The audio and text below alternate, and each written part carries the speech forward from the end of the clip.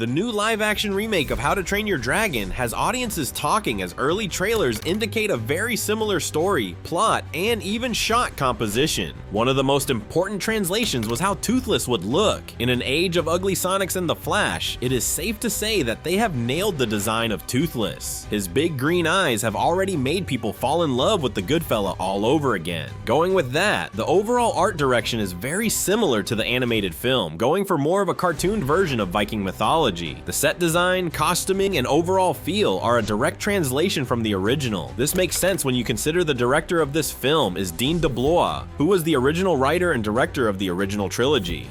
A major difference is the casting. With the exception of Gerard Butler, every other main cast member has been recast for the live-action film. For some, this makes sense as they have aged out of the role. This could lead to some conflicting feelings, as this film is trying to pull fans of the original back to theaters, but seeing a new Hiccup talk to the same Stoick could be confusing, especially when we have had 3 films with Hiccup and friends. Nonetheless, this is something that we will have to get used to, especially since live-action sequels will probably follow this remake.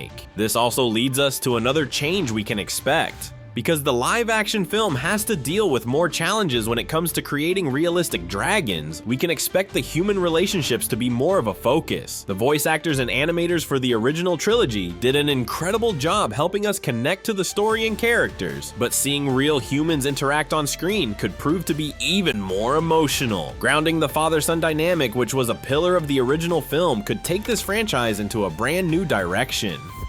The reception to the released footage has been timid, with many people confused by why this film has seemingly chosen to do a complete retelling of the original story. It does beg the question, with the same director, why would he choose to tell the same story over again? While the film hasn't been released, audiences have grown tired of the slew of live-action remakes. Hopefully, this film will learn from the previous failures and take this story in a new direction.